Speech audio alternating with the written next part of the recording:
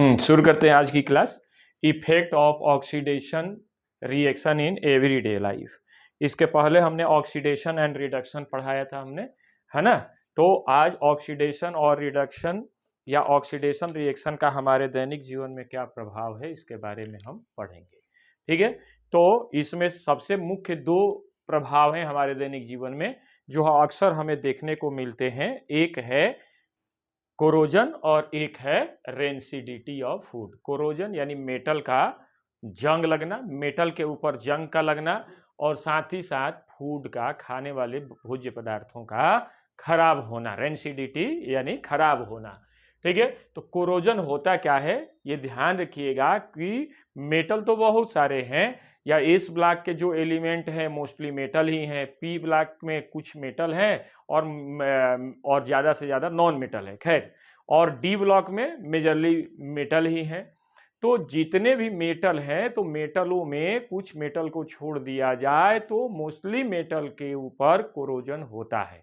लेकिन ये कोरोजन यदि आयरन के केस में होता है तो हम कोरोजन न कह करके हम उसको रस्टिंग कहते हैं। तो रस्टिंग और कोरोजन यदि आयरन के अलावा यदि कहीं पर होता है तो उसे हम रस्टिंग कहते हैं, और आयरन के अलावा यदि किसी अदर मेटल के ऊपर होता है तो उसे हम कहते हैं कोरोजन, और यदि आयरन मेटालिक सरफेस के ऊपर होता है उसे हम रस्टिंग कहते हैं। ठीक है, तो देखिएगा ये क्या है, कोरोजन क्या है। जब मेटल लाइक आयरन के जो एलिमेंट हैं यदि क्या होते हैं, यदि ऑक्सीजन के प्रेजेंस में, यदि ऑक्सीजन के कांटेक्ट में आए, मॉइस्चर के कांटेक्ट में आए और एसिड कैटलिस्ट के प्रेजेंस में कांटेक्ट में आए तो उसके ऊपर क्या होता है, it's surface are eaten up gradually is called corrosion या रस्टिंग। ये रस्टिंग या कोरोजन कब होगा, उसके मुख्य कारण क्या है, मुख्य कारक क्या है, ऑक्सीजन, वाटर और मेटालिक कैटलिस्ट। ठीक है, या एसिड कैटलिस्ट के रूप में जो एसिड कैटलिस्ट होते हैं वो एसिड कैटलिस्ट भी कोरोजन काज करते हैं। तो rusting of iron metal is most common form of corrosion, और iron metallic surface gets covered with a red brown flaky substance is called rust. Rust क्या होते हैं, आयरन आर्टिकल के surface के ऊपर एक red and brown flaky substance का formation हो जाता है जिसको हम क्या कहते हैं, रस्ट कहते हैं। रस्ट क्या होता है, आयरन आर्टिकल के सरफेस के ऊपर रेड और ब्राउन फ्लैकी सब्सटेंस का फॉर्मेशन होता है। इसी रेड ब्राउन फ्लैकी सब्सटेंस को क्या कहते हैं, हम रस्ट कहते हैं। और ये रस्ट जो मेनली क्या होते हैं, हाइड्रेटेड फेरिक ऑक्साइड होते हैं, Fe2O3 इंटू X X क्या है, वाटर मॉलिक्यूल की संख्या है। तो rust is hydrated ferric oxide where X is number of water molecule. Pure iron कभी भी प्योर वाटर के साथ रिएक्ट नहीं करता है, यानी प्योर आयरन के ऊपर रस्टिंग की क्रिया नहीं होती है। और कंडीशन फॉर रस्टिंग क्या, कौन कौन से कंडीशन होना चाहिए रस्टिंग के लिए, एयर होना चाहिए जिसमें ऑक्सीजन होगा, मॉइस्चर होना चाहिए जिसमें वाटर होगा, और एसिड कैटलिस्ट यानी कार्बन डाइऑक्साइड या एच आयन होगा। ये मेनली जो है क्या होते हैं, रस्टिंग के लिए मुख्य कारक होते हैं। रस्टिंग कौन सी क्रिया होती है, एक्सोथर्मिक प्रोसेस होती है। दो तरह के हम प्रोसेस हमने बताया था केमिकल रिएक्शन में, एक होगा इंडोथर्मिक और एक होगा exothermic. Endothermic those chemical reaction in which heat is involve for the completed of chemical reaction is called endothermic chemical reaction। Exothermic chemical reaction क्या होती हैं, वह केमिकल रिएक्शन जिसके कंप्लीट होने पर हीट बाहर निकलती है उसे हम एक्सोथर्मिक केमिकल रिएक्शन कहते हैं। जैसा कि हमने एक्सोथर्मिक में हमने क्या बताया था कि respiration is a exothermic process, जबकि photosynthesis is a endothermic process, है ना। और रस्टिंग में weight increase during the rusting की क्रिया में, रस्टिंग की प्रोसेस में आयरन आर्टिकल का वेट इंक्रीज कर जाता है। अब देखिएगा यहां पर आयरन आर्टिकल है, आयरन आर्टिकल ऑक्सीजन के प्रेजेंस में और वाटर के कांटेक्ट में आया तो क्या हो गया, इसके ऊपर रस्ट का फॉर्मेशन हो गया, हाइड्रेटेड फेरिक ऑक्साइड का फॉर्मेशन हो गया। और ये इसमें रस्टिंग की क्रिया में, रस्टिंग की प्रोसेस में आयरन आर्टिकल का क्या होता है, ऑक्सीडेशन होता है। आयरन आर्टिकल देखिएगा यहां पर आयरन आर्टिकल का ऑक्सीडेशन होगा जबकि ऑक्सीजन का क्या होगा, रिडक्शन होगा। तो इस तरह से रस्टिंग कैसी केमिकल रिएक्शन है, रिडॉक्स रिएक्शन है।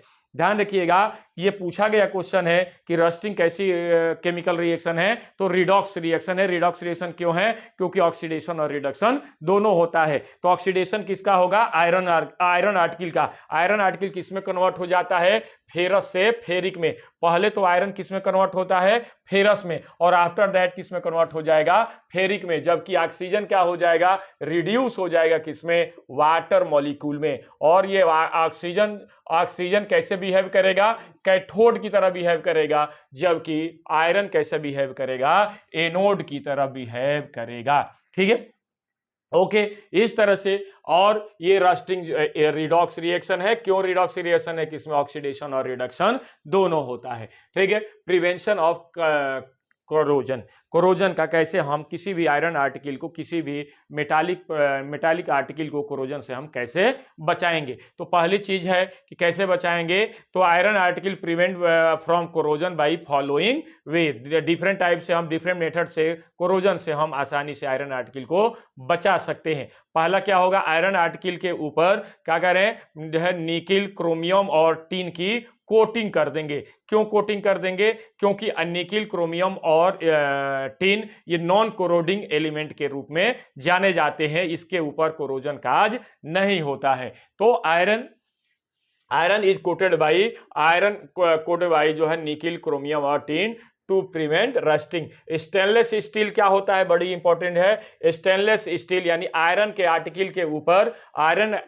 के ऊपर निकिल और क्रोमियम की कोटिंग कर दी जाती है। निकिल क्रोमियम की कोटिंग कर दी जाती है, तो उस आयरन आर्टिकल को क्या कहते हैं हम? Stainless steel. और स्टेनलेस स्टील के ऊपर कभी भी कोरोजन काज नहीं होता है। ठीक, iron article is coated by zinc, this is prevent rusting. यदि आयरन आर्टिकल के ऊपर जिंक की भी कोटिंग कर दी जाती है, तो उससे क्या हो जाता है? आयरन आर्टिकल कोरोजन से बच जाता है। और इस प्रोसेस को क्या कहते हैं? गैल्वेनाइजेशन। और आयरन को क्या कहते हैं? Galvanised iron. यानी जो भी सप्लाई पानी की सप्लाई की जाती है जिस पाइप से, तो कैसा आयरन होता है? गैल्वेनाइज्ड आयरन होता है। और गैल्वेनाइज्ड आयरन से क्या फायदा होगा कि उसमें रस्टिंग नहीं होगी। और रस्टिंग से कैसे आयरन के पाइप को बचाते हैं? क्योंकि उसके ऊपर जिंक की कोटिंग कर दी जाती है। ठीक है, iron article is attach with the more active metal या मोर इलेक्ट्रोपॉजिटिव मेटल, मैग्नीशियम और एल्युमिनियम। मैग्नीशियम किस ब्लॉक का एलिमेंट है? एस ब्लॉक का है। जबकि एल्युमिनियम किस ब्लॉक का है? पी ब्लॉक का एलिमेंट है। और ये हाईली इलेक्ट्रोपॉजिटिव है, इसलिए ये कैथोटिक प्रोटेक्शन का कार्य करते हैं। जितने भी बड़ी बड़ी शिप होती हैं, शिप के बेस में छोटे छोटे एल्युमिनियम या मैग्नीशियम के ब्लॉक लगा दिए जाते हैं। ये क्यों ब्लॉक लगाए जाते हैं? कैथोटिक प्रोटेक्शन के लिए। कैथोटिक प्रोटेक्शन से क्या होता है? कोरोजन काज नहीं होता है। तो in cathodic protection magnesium and aluminium is oxidise behave as a anode. यहां पर जो मैग्नीशियम और एल्युमिनियम की ब्लॉक लगाई जाती है, कैथोडिक प्रोटेक्शन के रूप में कार्य करता है। ये हाईली इलेक्ट्रोपॉजिटिव होता है और ये कैसा बिहेव करता है? एनोड की तरह बिहेव करता है। जबकि आयरन से बने हुए जो शिप होते हैं वो कैसे बिहेव करते हैं? एनोड की तरह कैथोड की तरह बिहेव करते हैं। ये कैथोड की तरह बिहेव करते हैं। इस तरह से आयरन आर्टिकल कोरोजन से बच जाता है। ठीक है, in the base of the ship magnesium block and aluminium block are use to prevent rusting. यानी शिप के जो बेस के नीचे या बेस पर एल्युमिनियम और मैग्नीशियम की ब्लॉक लगा दी जाती है, जिससे कैथोडिक प्रोटेक्शन होता है, जिससे शिप कोरोजन से बच जाता है। तो ये रहा प्रिवेंशन ऑफ कोरोजन। तो नेक्स्ट वीडियो में हम नेक्स्ट टॉपिक लेकर आएंगे, उसमें हम जो है कोरोजन, यहाँ पर कोरोजन के बारे में बात कर दिया। अब उसके नेक्स्ट वीडियो में हम रेंसिडिटी ऑफ फूड के बारे में बात करेंगे। Okay, thank you very much.